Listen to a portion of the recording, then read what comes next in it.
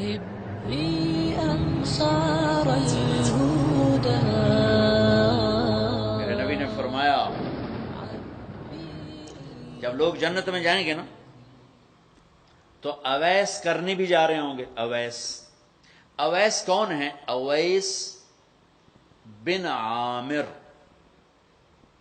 من مراد من قرن من الیمن.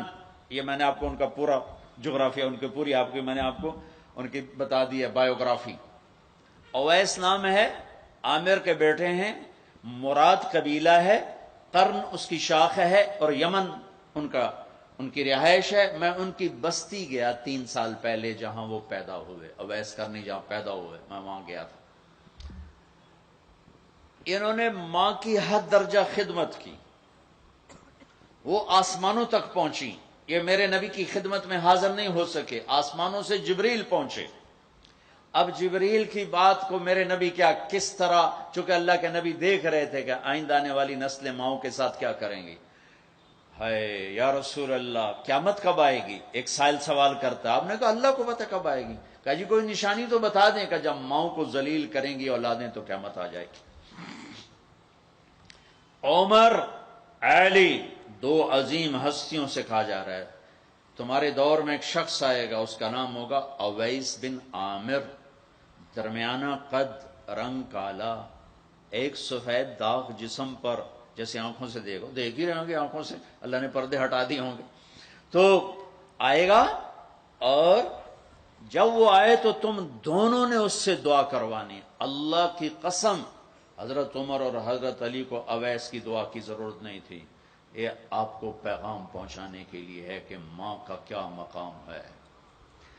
تو وہ حضرت عمر حیران ہو کے دیکھنے لگے کہ کیا کی جاندے نے ایسی دعا کروا. صحابی کو تو کوئی پہنچ نہیں سکتا، پھر صحابی بھی عمر اور علی جیسا. آپ نے کہا عمر، علی. اویس نے ماں کی خدمت کر کے اللہ کو اس طرح خوش کر دیا ہے، جب وہ ہاتھ اٹھاتا ہے اللہ کبھی خالی نہیں لوٹاتا. حضرت عمر ہر سال حج میں جاتے، 10 سال خلیفہ، 10 سال حج کی. کوئی اویس پتہ نہیں چلتا. ایک دن سارے حاجی لائن حاضر کر لی، تھوڑے سے تو آتے تھے. ابھی کھڑے ہو جاؤ، ہاں بھائی سب بیٹھ جاؤ. یمن والے کھڑے رہو، وہ تھوڑے ہو گئے. ہاں بھائی یمن والے سارے بیٹھ جاؤ، صرف مراد قبیلہ کھڑا رہے، پھر بالکل تھوڑے ہو گئے.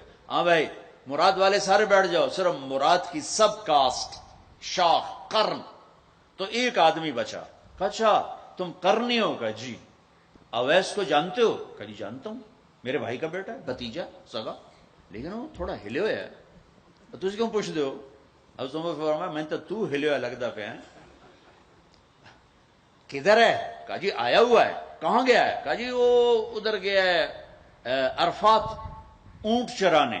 آپ جی کو ساتھ لیا اور عرفات کی دوڑ لگا دی. وہاں پہنچے تو دیکھا اویس کرنی درخت کے نیچے نماز پڑھ رہے اور اونٹ چاروں طرف چر رہے. یہ آ کے بیٹھ گئے. انہوں نے محسوس کیا 2 آدمی آگے تو نماز مختصر کر دی، سلام پھیرا. حضرت عمر نے پوچھا کون ہو بھائی؟ کہا جی میں مزدور ہوں. اور کون؟